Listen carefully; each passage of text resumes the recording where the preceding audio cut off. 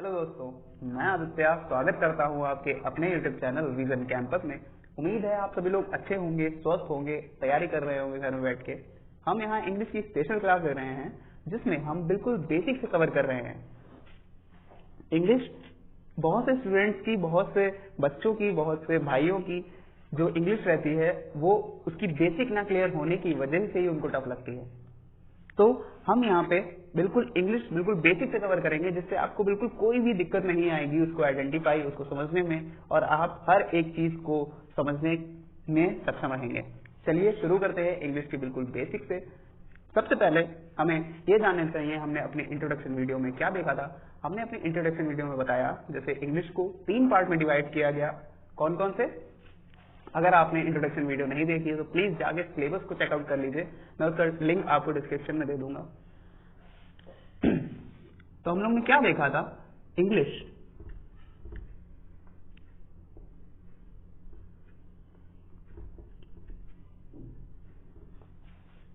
English को 3 part में divide किया गया।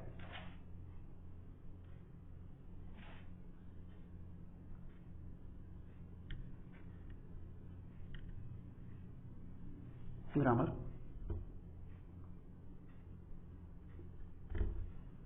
vocab एंड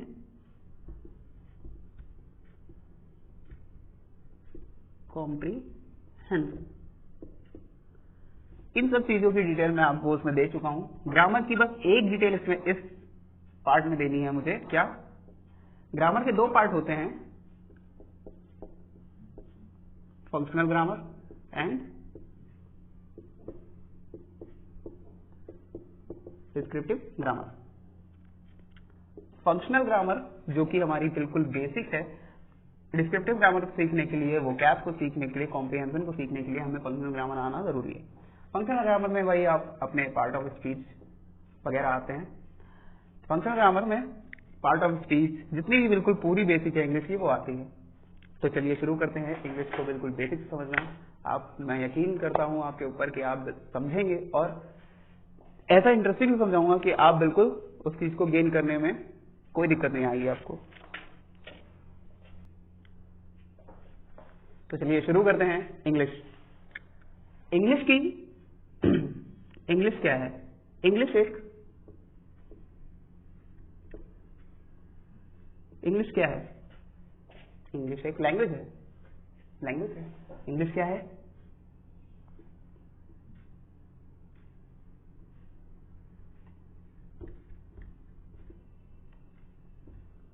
ठीक, इंग्लिश क्या है? इंग्लिश एक लैंग्वेज है। लैंग्वेज कहां से आती है? लैंग्वेज आती है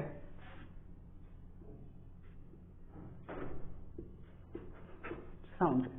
ठीक, लैंग्वेज कहां से जनरेट होती है? साउंड से जनरेट होती है। ठीक, साउंड ये नहीं कि आप कुछ भी बोलते हो साउंड निकलती है, लेकिन कुछ भी बोलने का मतलब ये नहीं है कि आप उसका अर्थ ना हो। जैसे कि अगर आप ये बोले, आपके ये भी साउंड निकलेगी। ठीक, अब आप कहेंगे ये क्या लिखा है, ये तो पढ़ने में नहीं आ रहा है, इसका कोई मीनिंग ही नहीं है, या ऐसा कोई वर्ड ही नहीं होता। ठीक, अब इसी चीज को मैं अरेंज कर दूं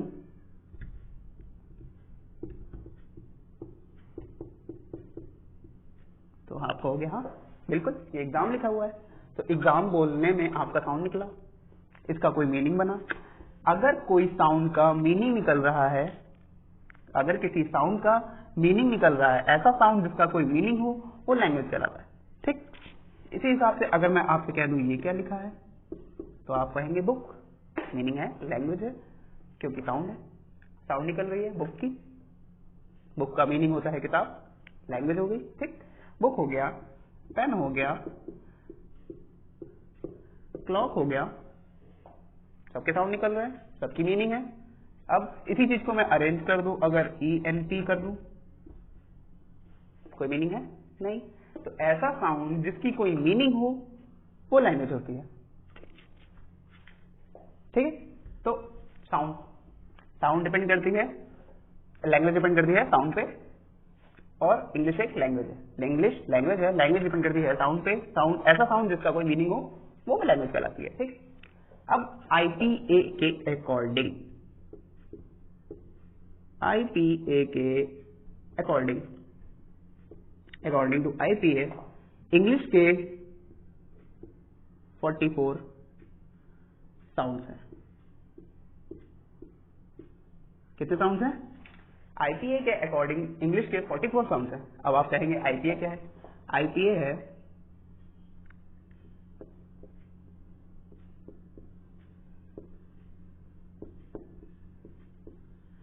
इंटरनेशनल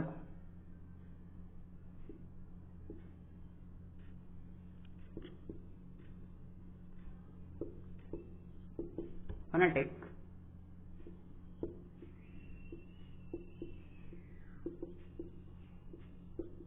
अल्फाबेट। ठीक, IPA के अकॉर्डिंग इंग्लिश के 44 साउंड्स है। ठीक, अब IPA क्या है? IPA है इंटरनेशनल फोनेटिक अल्फाबेट। ठीक, IPA ने बताया कि इंग्लिश 44 साउंड्स है और आपने देखा इंग्लिश में कितने लेटर्स होते हैं? लेटर्स नहीं, ना कि अल्फाबेट। तो आपको पता होगा इंग्लिश में कितने लेटर्स होते हैं? 26। साउंड को रिप्रेजेंट करने के लिए IPA ने इंग्लिश के 26 लेटर्स दिए, अल्फाबेट नहीं, लेटर्स दिए। इन 26 लेटर्स को हम एक सिरे में पढ़ के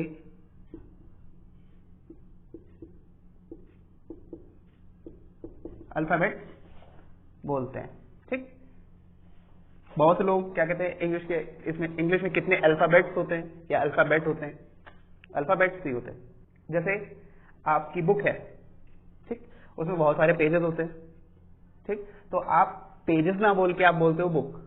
ठीक है, तो वो बुक क्या है? अल्फाबेट है। पूरा एक चीज को एक नाम देना अल्फाबेट है। ठीक है, उसके अंदर जो पेजेस हैं वो लेटर्स है। ठीक, तो इसी हिसाब से इंग्लिश एक लैंग्वेज है, लैंग्वेज जो कि साउंड पे डिपेंड करती है। अगर आप कुछ बोलते हो तो साउंड निकलती है और जो बोलते हो उसका कोई मीनिंग होना चाहिए, मीनिंगफुल हो वो, मीनिंगफुल हो। तो क्या हुआ? इंग्लिश एक लैंग्वेज है, लैंग्वेज जो कि साउंड पे डिपेंड करती है। ऐसा साउंड जिसका कोई मीनिंग हो, वो लैंग्वेज कहलाती है। ठीक है, IPA के अकॉर्डिंग, इंटरनेशनल फोनेटिक अल्फाबेट के अकॉर्डिंग इंग्लिश के 44 साउंड्स हैं। ठीक है, उन साउंड्स को रिप्रेजेंट करने के लिए इंग्लिश में 26 लेटर्स दिए। किसने? इंटरनेशनल फोनेटिक अल्फाबेट ने 26 लेटर्स दिए। ठीक, अब इस चीज को समझने के लिए आपने क्या देखा?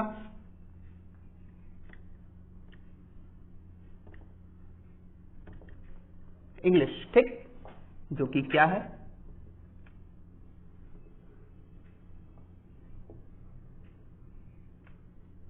लैंग्वेज है। लैंग्वेज किस पे डिपेंड करती है? साउंड पे। ठीक, साउंड कैसा होना चाहिए?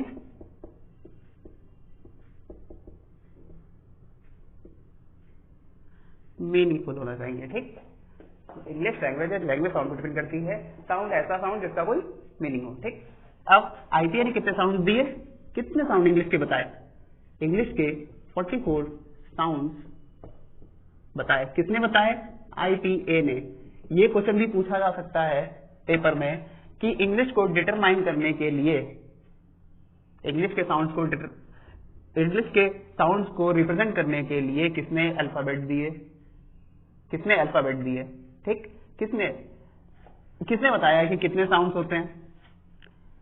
ठीक है, और उनको रिप्रेजेंट करने के लिए कितने लेटर दिए? ठीक, ये भी हो सकता है, ये भी पूछा जा सकता है क्वेश्चन। ठीक, तो हम क्या करते हैं? 44 क्या है? ये 44 साउंड्स हैं। ठीक, इंग्लिश की। ठीक, इनको दो पार्ट में डिवाइड किया गया। पहला वोवेल साउंड, ठीक, दूसरा कॉन्सोनेंट। वोवेल साउंड कौन कौन से होते हैं? गलती हो जाएगी अगर आपने यहां पे कह दिया A E I O U, ये साउंड नहीं है। ये साउंड नहीं है, ठीक है, ये क्या नहीं है, ये साउंड नहीं है। अगर आपने ए ई आई ओ यू बोला 44 साउंड, जिसको दो पार्ट में डिवाइड किया गया, वोवल साउंड और कॉन्सोनेंट साउंड, ठीक। वोवल साउंड होती हैं 20 एंड कॉन्सोनेंट साउंड होती हैं कितनी बची, 24। यानी कि कितने लेटर्स से, 26। 44 साउंड को 26 लेटर से रिप्रेजेंट किया गया। वोवल साउंड क्या होती हैं? वोवल साउंड्स वो होती हैं जो हमारे थ्रोट से निकलती हैं, गले से, ठीक है, वोकल कॉर्ड से। वो साउंड जो वोकल से निकलती हैं उनको हम क्या कहते हैं, वोवल साउंड। और उसके अलावा कॉन्सोनेंट साउंड्स होती हैं। कॉन्सोनेंट साउंड्स में क्या क्या इंक्लूड रहता है, mouth, lips, teeth, tongue and throat also. जो इन सब से निकलती है साउंड, इन सबको मिला के या कुछ और सिर्फ गले से जो थ्रोट से जो निकलती है वो होती है वोवल साउंड, ठीक। और जो उनसे अलग होती हैं उनको क्या कहते हैं, कॉन्सोनेंट साउंड। वोवल साउंड होती है 20, कॉन्सोनेंट साउंड होती है 24, ठीक है। इसके बाद इंग्लिश में कितने लेटर्स होते हैं, 26 लेटर्स होते हैं।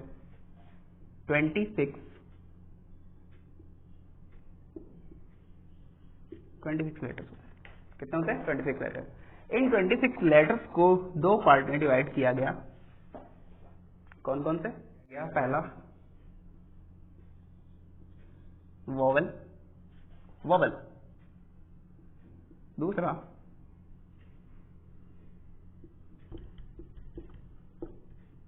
Consonant, vowel and consonant. ये तो सबको पता होगा कि वोवल कौन कौन से होते हैं। 26 लेटर में वोवल कौन कौन से होते हैं? वोवल होते हैं, ठीक है। मैं आपको ये सब चीज इसलिए पढ़ा रहा हूं, बिल्कुल बेसिक से, बिल्कुल बेसिक, जिसको बिल्कुल इंग्लिश नहीं आती, बिल्कुल भी इंग्लिश नहीं आती, वो भी इसको रिलेट कर लेगा, ठीक है। और मुझे ये बताना बहुत ज्यादा जरूरी है किसने दिए, IPA ने, ठीक है। अब आपको ये वर्ड नहीं भूल पाएंगे, आप ये फुल फॉर्म नहीं भूल पाएंगे, इंटरसेप्ट फोनेटिक अल्फाबेट, ठीक है। AEIOU, बाकी की जो बचे BCD Z वगैरह, ये सब क्या है, वोवल। ये है वोवल, AEIOU एंड कॉन्सोनेंट। ये थ्रोट से निकलते हैं इसलिए इनको वोवल में रखा गया। ये क्या है, ये वोवल लेटर्स हैं, क्या है ये, वोवल लेटर्स हैं। ये वोवल लेटर्स हैं जो कि 5 होते हैं, कॉन्सोनेंट जो कि 21 होते हैं, ठीक है। Vowel 5, consonant 21। कौन कौन से 5? AEIOU, कॉन्सोनेंट BCD, ठीक है। तो ये आपने समझ लिया। इंग्लिश लैंग्वेज है, लैंग्वेज साउंड से जनरेट होती है। ऐसा साउंड जिसका कोई मीनिंग होता है, वो लैंग्वेज कहलाता है। साउंड, इंग्लिश के साउंड 44 दिए गए, किसके द्वारा, किसने दिए, IPA ने दिए, ठीक है। IPA ने बताया है कि 44 इंग्लिश के 44 साउंड होते हैं। कौन कौन से? 44 साउंड को 2 पार्ट में डिवाइड किया गया, vowel sound and consonant sound. Vowel sound कौन कौन से, वोवल साउंड कितने होते हैं, 20, कॉन्सोनेंट साउंड कितने होते हैं, 24। जबकि IPA ने 44 साउंड को रिप्रेजेंट करने के लिए 26 लेटर्स दिए। 44 साउंड को रिप्रेजेंट करने के लिए 26 लेटर्स दिए। उसने बताया इंग्लिश 26 लेटर होते हैं। 26 लेटर्स को 2 पार्ट में डिवाइड किया गया, 2 पार्ट में। जो वोवल साउंड क्या थी, ठीक है, वोवल, ये वोकल से निकलते हैं इसलिए वोवल लेटर्स, और वोवल लेटर्स से जो साउंड निकलते हैं उनको वोवल साउंड कहते हैं, ठीक है। उसी हिसाब से कॉन्सोनेंट जो कि 21 होते हैं, BCDGH, ठीक है। ये कॉन्सोनेंट लेटर्स है। इन कॉन्सोनेंट लेटर से जो साउंड निकलती है उनको कॉन्सोनेंट साउंड कहते हैं, ठीक है। तो अब आगे बढ़ते हैं। तो सबसे पहले हम लोग ने क्या सीखा,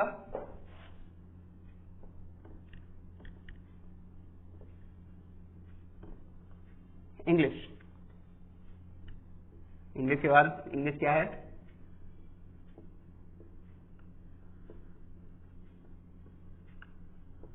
लैंग्वेज, ठीक है। लैंग्वेज कहां से आई, साउंड से। साउंड कैसा होना चाहिए,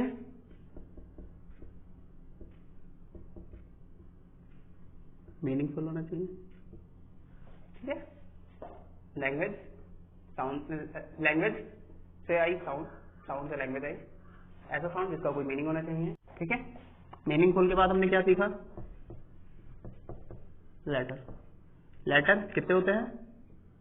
26। किसने बताया? IPA ने बताया। ठीक है, इसकी टोटल साउंड कितनी होती है? 40। टोटल साउंड कितनी होती है? 44। ठीक है, अब आगे बढ़ते हैं। और आपने सीख लिया लेटर। ठीक है, लेटर के बाद क्या आता है? जो हम बनते हैं वर्ड। क्या बनते हैं? लेटर से मिलकर बनते हैं वर्ड। ठीक, वर्ड भी सेम आपको मैंने अभी चीज बताई, जो चीज साउंड्स में है आप वर्ड बोलोगे, वर्ड भी साउंड से रिलेट करता है।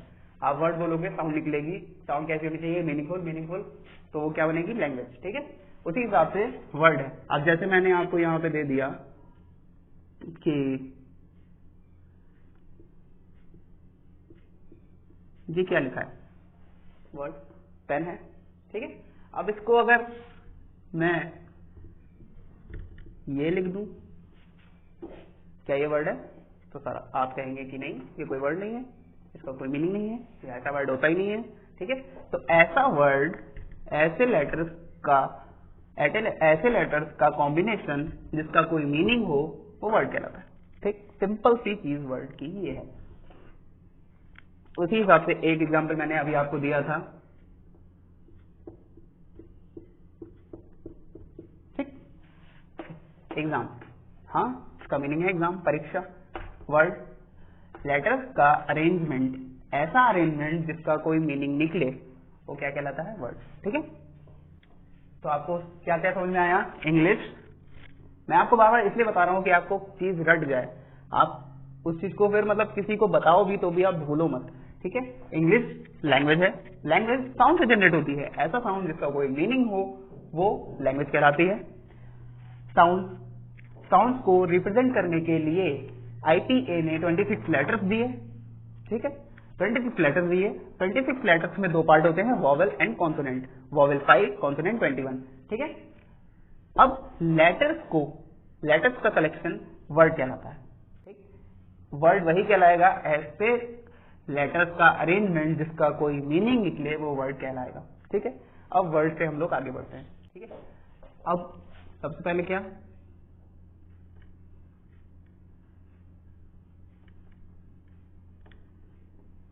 इंग्लिश। ठीक है,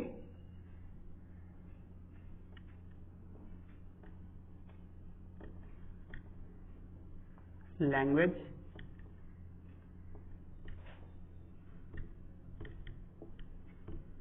साउंड,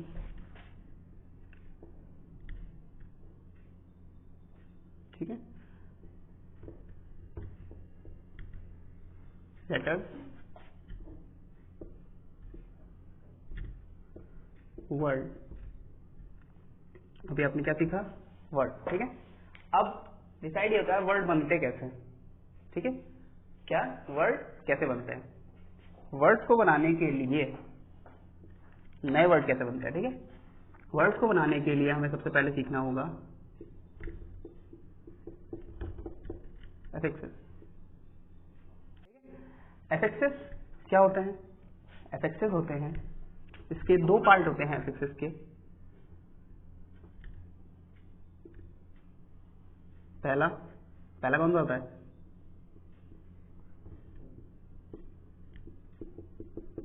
प्रीफिक्स।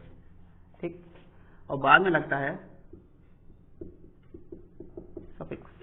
ठीक, एफिक्सेस दो पार्ट होते हैं, प्रीफिक्स एंड सफिक्स। एंड जो इसका मेन चीज होती है यूनिट नंबर, यूनिट वर्ड। ठीक है, वो क्या होता है? रूट। मतलब कि ऐसा कोई भी वर्ड जिसमें हम उसमें प्रीफिक्स जोड़ें, सफिक्स जोड़ें, देन एक नया वर्ड बन के आता है, एक फ्रेम बन के आता है, एक नया वर्ड जनरेट होता है, और उसके प्रीफिक्स और सफिक्स जोड़ने से उसकी मीनिंग भी चेंज होती है। ठीक है, अब जैसे कि मैं एक एग्जांपल देता हूं आपको। अगर मैंने कह दिया अन,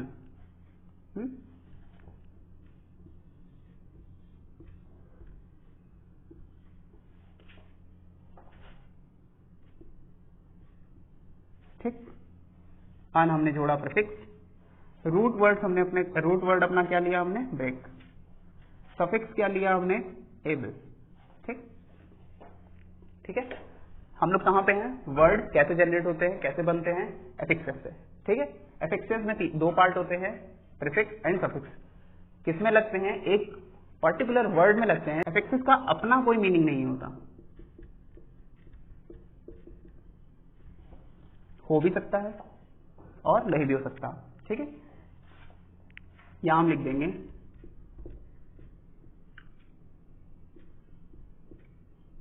मे या मे नॉट। ठीक है, एफिक्सेस की अपनी मीनिंग कब हो सकती है, जैसे कि एबल। ठीक है, हमारा सफिक्स है एबल, अपने में एक मीनिंग है सक्षम। ठीक, लेकिन अन की कोई मीनिंग नहीं है। ठीक है, तो जरूरी नहीं है कि एफिक्सेस का कोई मीनिंग हो या ना हो। ठीक है,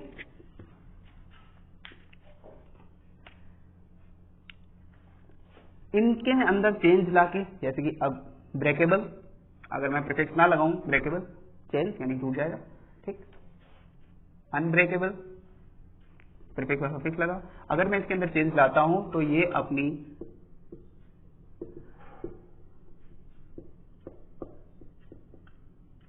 स्पीच में भी चेंज आता है। ठीक है, एफिक्सेस जिनकी कोई अपनी मीनिंग हो भी सकती है और नहीं भी हो सकती है।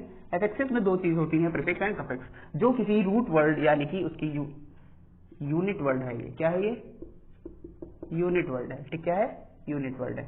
ठीक ठीक है, जैसे कि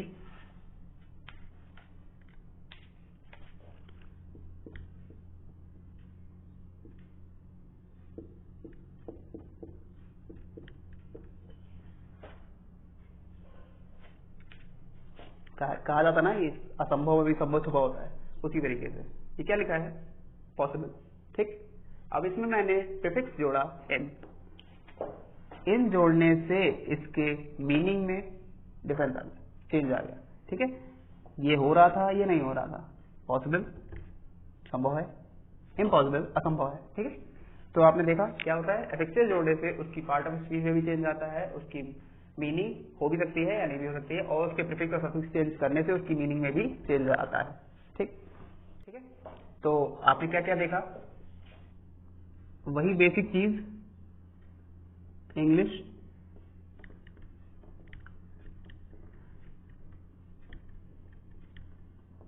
लैंग्वेज है, साउंड पे डिपेंड करती है, साउंड से, साउंड को रिप्रेजेंट करने के लिए लेटर दिया जाए, लेटर को मिला के हमने क्या बनाया, वर्ड। ठीक है, इंग्लिश लैंग्वेज है, लैंग्वेज जो साउंड पे डिपेंड करती है, ऐसा साउंड जिसको मीनिंग को लो, और उन साउंड को रिप्रेजेंट करने के लिए लेटर्स दिए गए, लेटर्स को अरेंज करके ऐसा सीक्वेंस में जिसका कोई मीनिंग बने, वो होता है वर्ड। ठीक है, अब ऐसे उसके बाद आपने क्या सीखा एफिक्सेस। ठीक है, उसके बाद आपने क्या सीखा, एफिक्सेस वर्ड बनाना। ठीक है, नए नए वर्ड जनरेट करते हैं। ठीक है, उसके बाद अब हम क्या सीखेंगे, अब वर्ड की अपनी पार्ट ऑफ स्पीच होती है। अभी मैं आपको नाउन का बेस तैयार करने के लिए ये सब बता रहा हूं।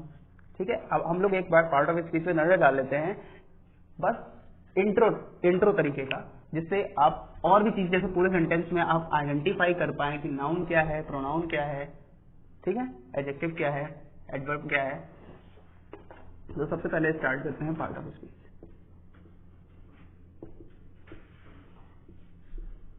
पार्ट ऑफ स्पीच, ठीक है, पार्ट ऑफ स्पीच में सबसे पहली चीज आती है हमारी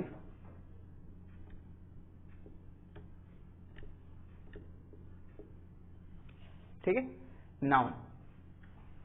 नाउन आपने पढ़ा होगा,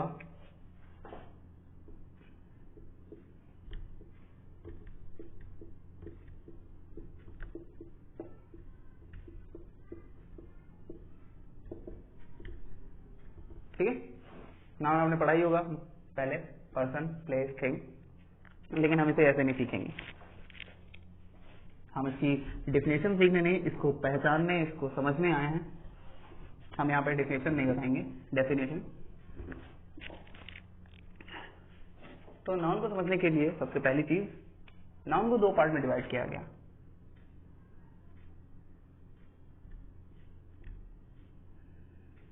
नाउन को दो पार्ट में डिवाइड किया गया। पहला जो चीज विजिबल है, नाउन जो चीज विजिबल है, जो चीज फील की जा सकती है। नाउन में किसी का भी नाम उस विजिबल चीज का नाम या फीलिंग का नेम, ठीक है। ऐसा नाम जो विजिबल के लिए हो और फील के लिए हो। विजिबल आपकी कौन कौन सी चीजें हैं? पर्सन, ठीक, कोई इंसान, प्लेस, थिंग, या हम इसके साथ हम ये भी कह सकते हैं कि एनिमल्स, ठीक है। इन सबके नाम, किसी भी चीज का नाम नाउन कहलाता है। नाउन को दो पार्ट में डिवाइड किया गया, कह सकते हैं हम कि जो चीज विजिबल है और जो चीज फील की जा सकती है, ठीक है। पर्सन, प्लेस, थिंग या एनिमल्स। फील के लिए जैसे कि हम कह सकते हैं कि ऑनेस्टी, आप फील कर सकते हैं, ठीक है। He is so polite, feel कर सकते हैं। किसी का एंगर फील कर सकते हैं, ठीक है। तो जो चीज विजिबल है उसका नाम, तो हम क्या कह सकते हैं? नाउन।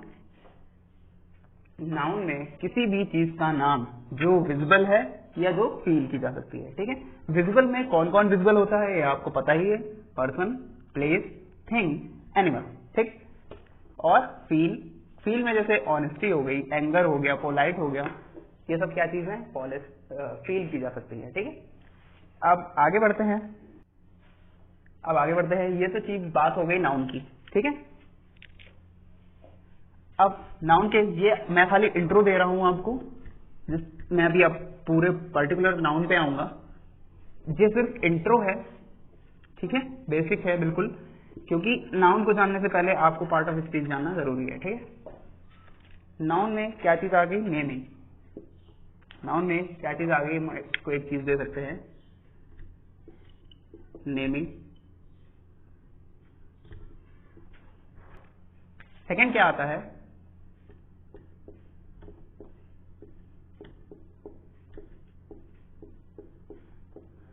आपको इसका नाम पढ़ते ही समझ आ रहा होगा, आपको एक चीज दिखी, नाउन। प्रोनाउन का मतलब हो गया नाउन, इसमें छुपा हुआ है, ठीक है। तो नाउन में जैसे कि उसका नाउन को जो रिप्रेजेंट करे, नाउन की जगह पे जो आए, जैसे कि एक मैंने लिखा राम, नाउन है। राम इज माई बेस्ट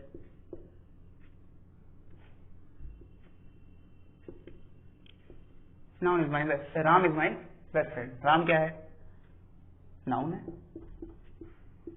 ठीक है, नाउन, ठीक है। फ्रेंड क्या है? एक नाउन। तो हम क्या कह सकते हैं?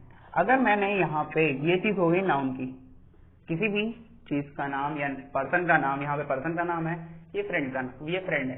तो फ्रेंड किसी भी चीज का, दोस्ती, फ्रेंड है, फ्रेंड से दोस्ती है, फ्रेंड है, एक पर्टिकुलर इंसान है, तो उसको नाउन कह सकते हैं, ठीक है। अब यही बात प्रोनाउन है। अगर मैं राम की जगह ही लिख दूं, अगर राम की जगह मैं ही लिख दूं, he is my best friend, then he क्या हो गया? प्रोनाउन, ठीक है, ठीक है। समझ आया आपको प्रोनाउन का मतलब? यानी कि हम कह सकते हैं कि प्रोनाउन वो चीज होती है जो नाउन की जगह पर आए। जैसे कि सबको पता है प्रोनाउन में ही, शी, इट आता है,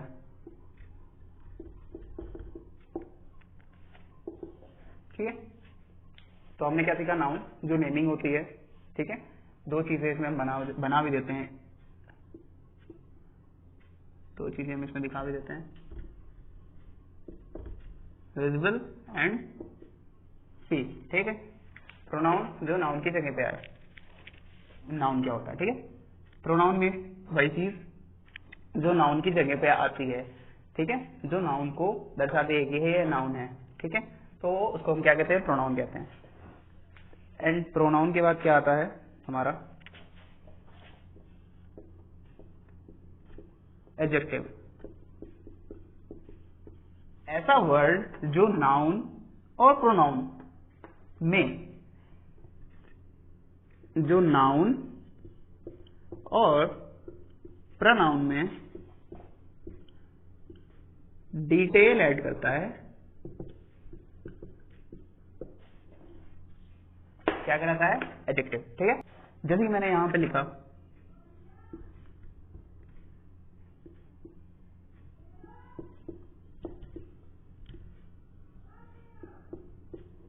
ब्लैक बॉल। बॉल क्या है?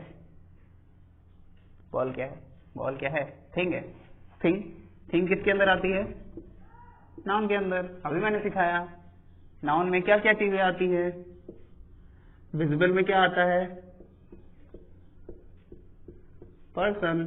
फिर क्या आता है? प्लेस। फिर क्या आता है? थिंग।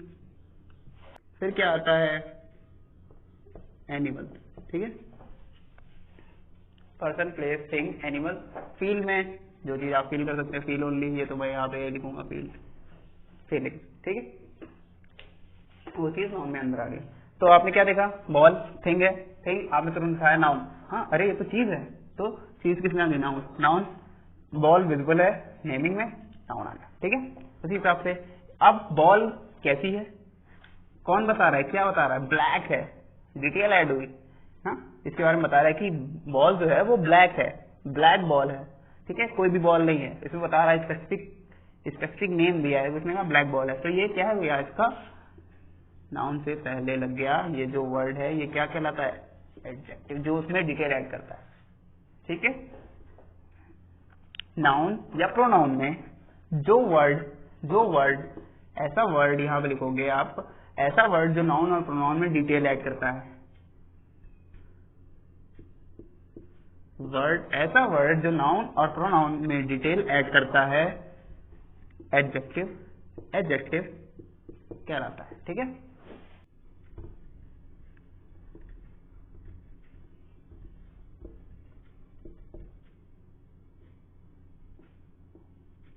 ठीक है, हम लोगों ने क्या क्या पढ़ा? हम साइड में लिख ले रहे हैं। नाउन पढ़ा है, सेकंड क्या पढ़ा? प्रोनाउन। थर्ड क्या पढ़ा? एडजेक्टिव। हम लोग क्या पढ़ेंगे? वर्ब। ठीक है, वर्ब क्या है? आप सबको पता ही होगा। वर्ब क्या है? एक्शन।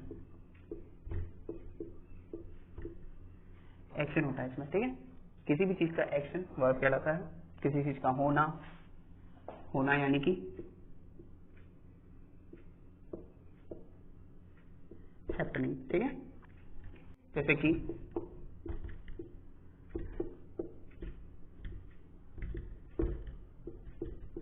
नाम रीड अ बुक। रीड क्या होगी? वर्ब हो गई। रीड क्या हो रहा है? एक्शन में आ रहा है। ठीक है, ठीक है, उसी तरीके से। ठीक, अब आगे हैपनिंग। और भी क्या सिर्फ यही हो सकता है? नहीं। आई हैव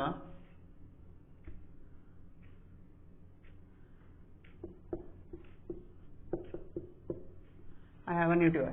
ठीक है, क्या है ये? हैव वर्ब है। क्या ये दिखा रहा है एक्शन को? I have a new toy.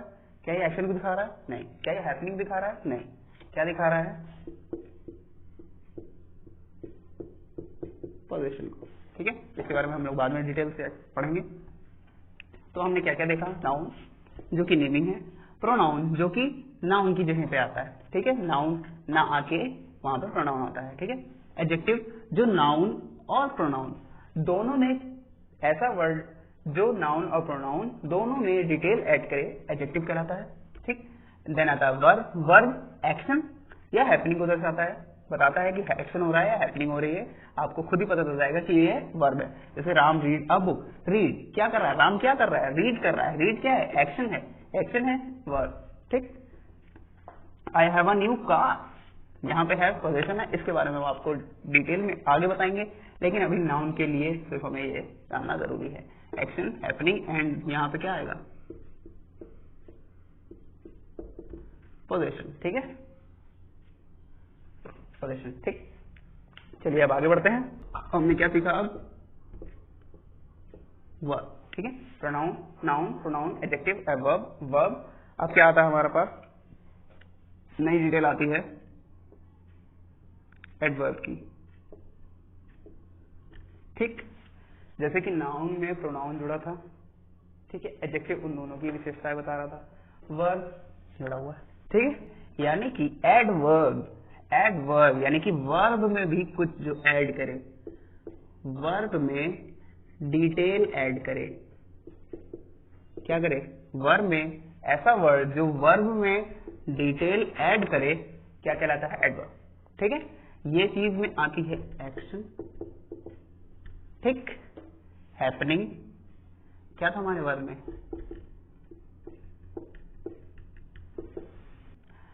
Adverb में वो वर्ड जो वर्ब में डिटेल ऐड करे, एडवर्ब कहलाता है, ठीक है। जैसे एडवर्ब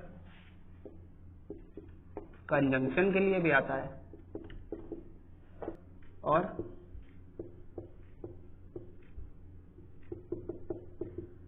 प्रपोजिशन के लिए भी आता है और हमारा किसके लिए आता है? एडजेक्टिव के लिए, ठीक है। वर्ब, एडवर्ब जो है वो कंजंक्शन में भी आता है, प्रपोजिशन में भी आता है, एडजेक्टिव में भी आता है, लेकिन अभी सिर्फ हमें नाउन पे फोकस करना है। जिसकी जरूरत हमें नाउन को समझने के लिए है, हम सिर्फ उतनी चीज समझेंगे कि वर्ब में ऐसा वर्ड जो वर्ब में डिटेल ऐड करे, एडवर्ब कहलाता है, ठीक है। हाँ, एडवर्ब, ठीक है। हमारा नेक्स्ट क्या आता है? प्रपोजिशन, प्रपोजिशन, ठीक है। प्रपोजिशन, प्रपोजिशन वह ऐसा वर्ड जो नाउन और प्रोनाउन से पहले आता है ताकि वह दूसरे नाउन, वर्ब, एडजेक्टिव के साथ रिलेशन बना सके। क्या बना सके? रिलेशन बता सके, रिलेशन एक्सप्लेन कर सके,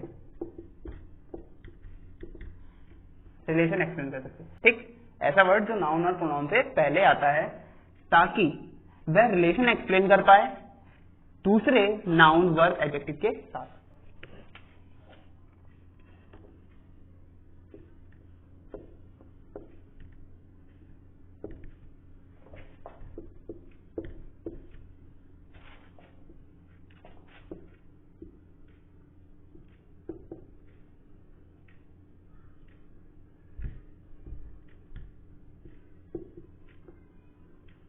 ठीक है। I put the keys the table, क्या एक कंप्लीट सेंटेंस है? क्या हम यहाँ पे एंड लगा सकते हैं?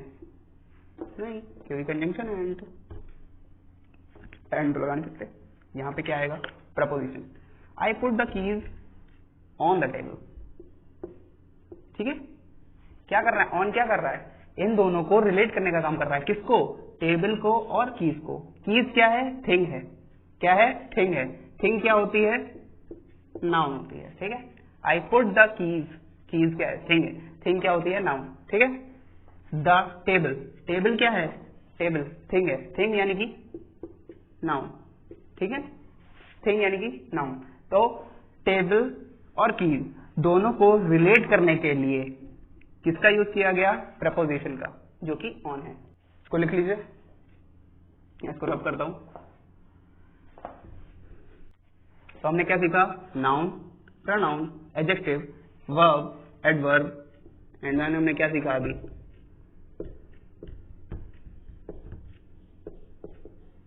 प्रपोजिशन, ठीक है। Noun, pronoun, adjective, verb, adverb, preposition.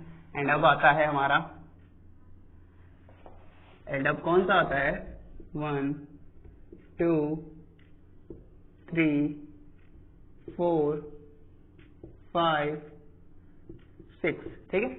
7 कौन सा आएगा? कल। ये तो बहुत ही इजी है, आई थिंक सबको मोस्टली पता ही रहता है। कंजंक्शन क्या होता है? कंजंक्शन यानी कनेक्शन, ऐसा वर्ड जो दो नाउन को, दो प्रोनाउन को कनेक्ट करने का काम करता है, क्या कहलाता है हमारा? कंजंक्शन। ठीक है, जैसे कि यहां पे लिखा टॉम,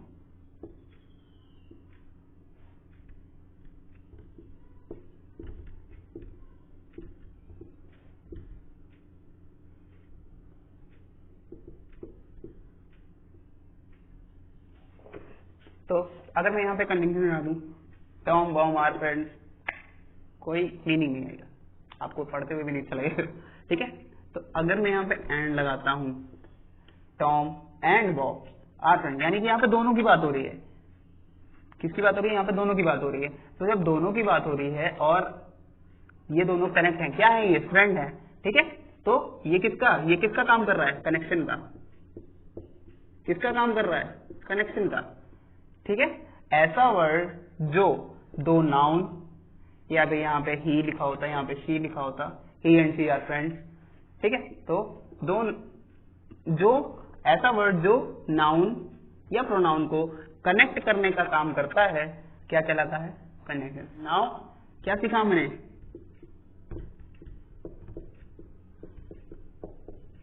कंजंक्शन। ठीक है, noun, pronoun, adjective, verb, adverb, preposition and conjunction, ये सब क्या है? हमारे पार्ट ऑफ स्पीच।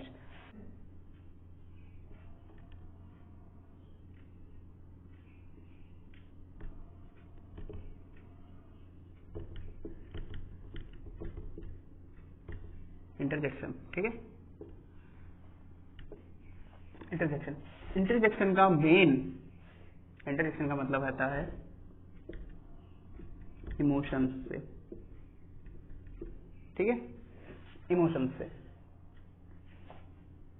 ठीक, इमोशंस जो अचानक से निकलते हैं आपके, जैसे कि अभी आपको कुछ देख लो, जैसे कि मैच हम जीत गए, हुर्रे हम मैच जीत गए, तो क्या हुआ? अचानक से आपके अंदर से इमोशन निकले। ठीक है, आपके अंदर से इमोशन निकले। ठीक, इमोशंस वो जो अचानक से निकले, ठीक है, अचानक से निकले, वो हमारा इमोशंस पे आ गया। इमोशंस जो कि इंटरजेक्शन में आता है। तो आपने क्या क्या देखा? Noun, pronoun, adjective, verb, adverb, preposition, conjunction and interjection. Interjection वो जो इमोशंस से निकले, एकदम से निकले, अचानक से निकले, जो वर्ड निकले, उसको हम क्या कहते हैं? इंटरजेक्शन। ऐसा वर्ड जो इमोशंस में निकले अचानक से, तुरंत, वाओ, हुर्रे। बहुत से कॉम्पिटिटिव एग्जाम में पार्ट ऑफ स्पीच बहुत ज्यादा मैटर करती है, क्योंकि वो देते हैं एरर डिटेक्शन के लिए, कि मतलब उसमें से पूछता है कि क्या नाउन है वगैरह, छोटे कॉम्पिटिटिव एग्जाम में। लेकिन इंटरजेक्शन का यूज पीपीओ में पूछ लिया गया था।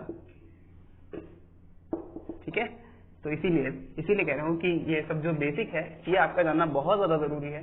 तो इसी तरीके से ये पार्ट ऑफ स्पीच हो गया हमारे।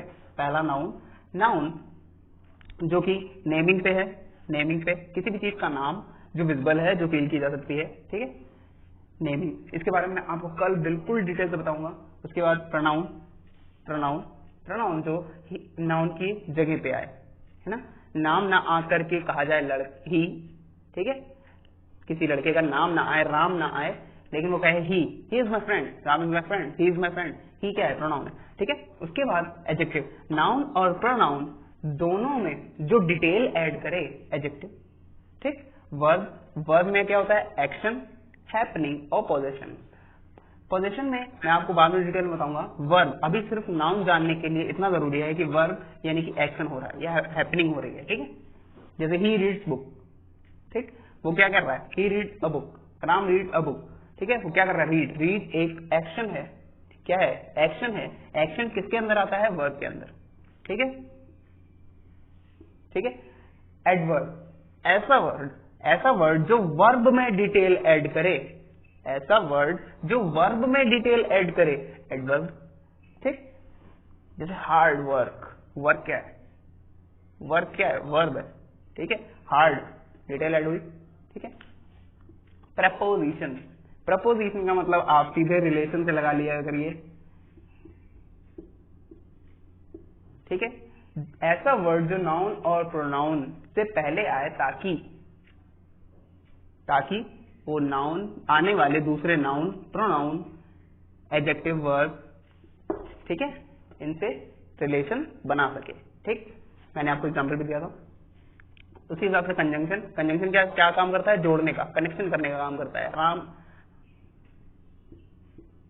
Ram and Mohan are friend, ठीक है। एंड क्या काम कर रहा है? आप ये पढ़ सकते हो, राम मोहन आर फ्रेंड? नहीं, राम मोहन दोस्त है, अच्छा नहीं है ना? आपको कंजंक्शन यूज करना पड़ेगा एंड का। राम और मोहन दोस्त है, ठीक है। जहां दोनों की बात हो रही है, दोनों को कनेक्ट करने के लिए किसका यूज हो रहा है? एंड। एंड क्या है? कंजंक्शन है, ठीक है। ठीक, अब बात आती है इंटरजेक्शन की, ठीक है। इंटरजेक्शन में इमोशंस होते हैं, वो जो अभी मैंने आपको बताया अचानक से निकलते हैं। तो ये रहे हमारे कुछ इंपॉर्टेंट बेसिक्स जो नाउन को सीखने के लिए इंपॉर्टेंट है, ठीक है। अगर आप इसके बारे में पता होगा तो नाउन आप अच्छे से और बेसिक तरीके से, बिल्कुल इजी तरीके से पहचान लेंगे, आपको कोई दिक्कत नहीं होगी। इसलिए मैंने ये चीज पहले कराई है। इसी हिसाब से अब हम अपने नेक्स्ट पार्ट में आइडेंटिफिकेशन ऑफ नाउन सीखेंगे, जिसमें आप आइडेंटिफाई कर पाएंगे पूरे नाउन को, ये आप बहुत इजी तरीके से समझ जाएंगे, ठीक है। अब मिलते हैं अपने नेक्स्ट पार्ट में, जो मैं आपके लिए लाऊंगा आइडेंटिफिकेशन ऑफ नाउन का, ठीक है। तो जुड़े रहिए, धन्यवाद, बहुत बहुत शुक्रिया आपका।